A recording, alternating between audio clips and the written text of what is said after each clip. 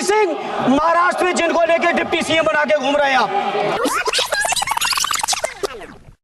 Item number 20, 21 और 22। महोदय, मैं प्रस्ताव करता हूं कि भारत के संविधान का संशोधन करने वाले विधेयक को पुनर्स्थापित करने की अनुमति दी जाए। महोदय, मैं प्रस्ताव करता हूं कि जम्मू कश्मीर पुनर्गठन अधिनियम 2019 का संशोधन करने वाले विधेयक को पुनर्स्थापित करने की अनुमति दी जाए। महोदय, मैं प्रस्ताव करता हूं कि संघ राज्य क्षेत्र शासन अधिनियम 1963 का संशोधन करने वाले विधेयक को पुनर्स्थापित करने की मंजूरी दी जाए।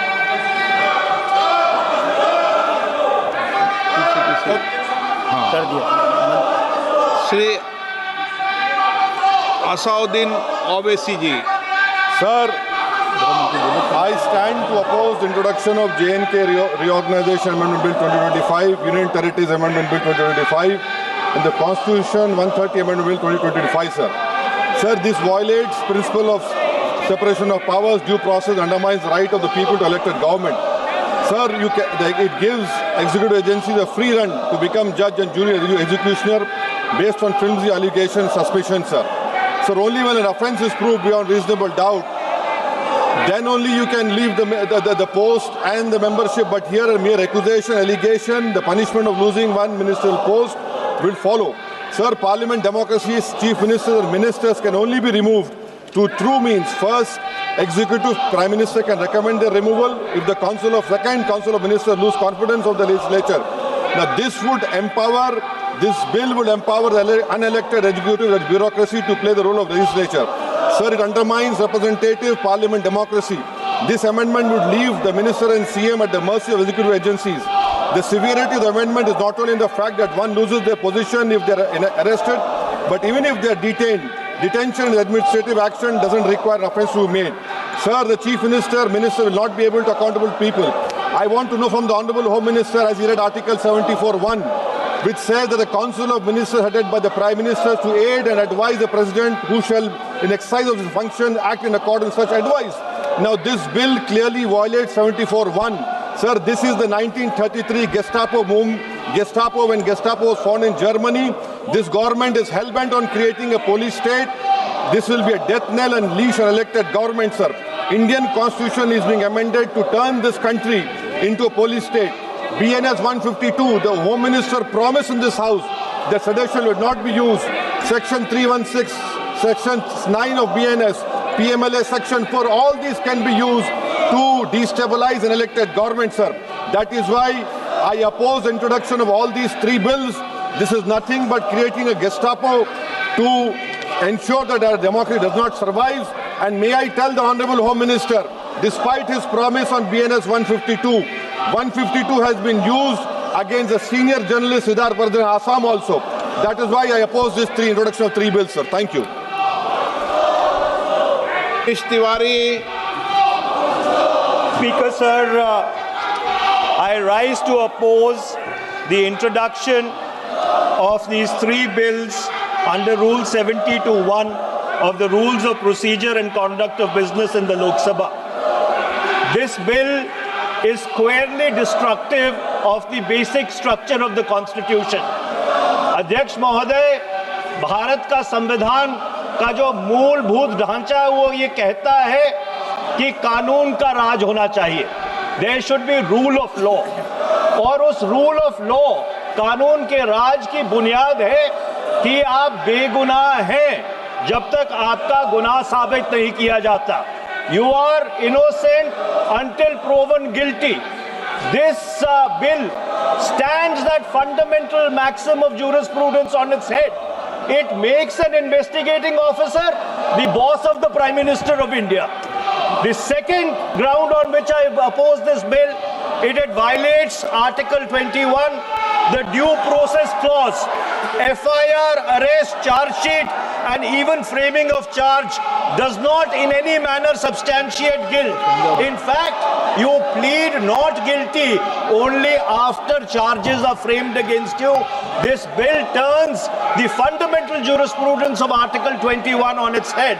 Number 3, it distorts parliamentary democracy, which is again basic structure, by displacing will of the people through mere custody, bereft of judicial determination. अध्यक्ष जी, ये बहुत ही संवेदनशील विधेयक है. मेरे 2 बिंदु और हैं, मुझे कृपया. ओके. चौथा, on the fourth ground is it opens. Please माननीय सदस्य, आप नियम 72 के तहत विरोध कर रहे हैं. अध्यक्ष जी बिल्कुल. जब कभी बिल आपका सदन में आए, जब आप डिटेल में चर्चा करें. अध्यक्ष जी, अभी नियम 72 के विरोध के बाद सारांश बोलने की परमिशन दिए. जो रूल 72 है वो 2 चीज कहता है. एक लेजिस्लेटिव कॉम्पिटेंस, एक general opposition of the bill, जिसकी स्वीकृति आप दे सकते हैं. और क्योंकि ये इतना संवेदनशील विधेयक है, मैं आपसे ये विनती करता हूं इसके ऊपर पूरी चर्चा कराई जाए. मेरे सिर्फ 2 बिंदु और हैं. This bill, mister speaker sir, एक मिनट. हाँ, आपने कानूनन बात की, तो कानून ये भी है कि 72 उसके बाद भी अलाउ करता हूं, लेकिन संक्षिप्त में. बिल्कुल संक्षिप्त में अध्यक्ष जी. आपको डिटेल में चर्चा मेरे सिर्फ 2 बिंदु और हैं. This bill opens the door for political misuse by instrumentalities of the state whose arbitrary conduct has been repeatedly frowned upon by the Supreme Court. And finally, it throws all existing constitutional safeguards to the winds. Collective responsibility, judicial review, no confidence motion, and disqualification and conviction. And this makes this amendment excessive, unnecessary, and unconstitutional. इसलिए मैं इन तीनों विधेयकों का पुरजोर विरोध करता हूं और गृह मंत्री से मैं ये आग्रह करना चाहता हूं कि ये तीनों विधेयकों को वापस लिया जाए. Shri N.K. Premachandran. Speaker sir, I strongly oppose the bill, 130th Constitutional Amendment Bill, as well as the other 2 bills I strongly oppose on 4 grounds. So the first ground is the bills are to be introduced according to the rules and procedure of the House. The bill is not circulated among the members. Yesterday after 1 o'clock we have received the copy of the bill, and I would like to know from the Honourable Minister, what is the undue haste and urgency in bringing such a constitutional amendment bill? What is the emergent need of having such a bill? That means the introduction of the bill itself is lacking bona fides. The bill is lacking bona fides. That is why I would like to say that this is with a mala fide intention to destabilize the opposition ruled states in various parts of the country. Number one. एक minute. माननीय अध्यक्ष जी, प्रेमचंद्रन जी कह रहे हैं कि जल्दबाजी में लाया गया. इसका सवाल इसलिए नहीं उठता कि मैं इस बिल को संयुक्त समिति को सौंपने की दरखास्त करने वाला हूं. इस पर संयुक्त समिति जो राज्यसभा और लोकसभा पक्ष और विपक्ष सभी सांसदों की बनेगी, जो इस पर विचार करेगी और आपके सामने लेकर आएगी.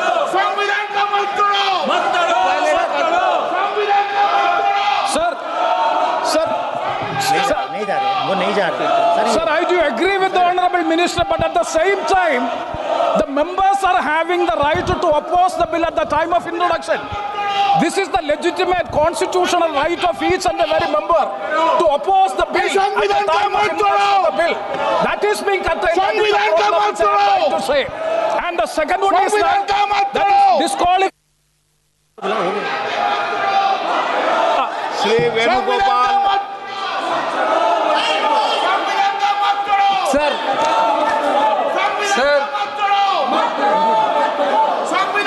Sir, I rise to oppose the introduction of the Constitution Amendment Bill 25, the Government of Union Territory. Sir, this bill is this bill is to sabotage the federal system of this country. This bill is to sabotage the basic principle of the constitution of this country. Sir, BJP people are telling this bill is to bring morality in politics. Can I ask a question to the Honorable Home Minister? When he was the Home Minister of Gujarat, he had been arrested, sir. Whether he took the morality of that point of time, ये विषय नहीं है माननीय सदस्य। गृह मंत्री जी, आप मुझे सुनो जरा, मुझे सुनो गृह मंत्री जी, मुझे सुनो ना, पहले बैठ जाओ। प्लीज। हाँ, गृह मंत्री जी। माननीय अध्यक्ष जी, मैं रिकॉर्ड क्लियर करना चाहता हूं। मुझ पर झूठे आरोप लगाए तब अरेस्ट होने के पहले मैंने नैतिकता के मूल्यों का हवाला देकर इस्तीफा भी दिया और जब तक मैं कोर्ट से निर्देश नहीं हुआ कोई संविधान पद मैंने स्वीकार नहीं किया। ये क्या सिखाते हैं नैतिकता में? मैं तो इस्तीफा देकर गया था और मैं तो चाहता हूं कि ये नैतिकता के मूल्य बढ़े। हम ऐसे निर्लज्ज नहीं हो सकते कि हम पर आरोप लगे और हम संवैधानिक पद पर रहें। अरेस्ट के पहले मैंने इस्तीफा दिया है। माननीय सदस्य, आप बिल पर बोलिए। आप 72 के नियम के तहत बोलिए। sir, this name से आपका डायरेक्शन है। 19 आप 72 नियम के तहत बोलिए। सर, लाइक नहीं है सर। नियम के तहत बोला आप 72। सर, this आपका डायरेक्शन है 19A 19B। हाँ है। साफ्तारान कॉल भी है। हाँ। Very clearly telling at least 1 week notice is needed for introducing a bill. Sir, I am telling that this bill is to target the opposition ruling government. This bill is to threaten the people like Nitish Kumar and Chandrababu Naidu. This bill is to blackmail. Sir, out of sir, my point one. आप माननीय सदस्य, आप 9 चलिए। धर्मेंद्र प्रधान जी बोलना चाहते हैं? प्रधान नहीं यादव। आपके मेंबरों को बिठाओ।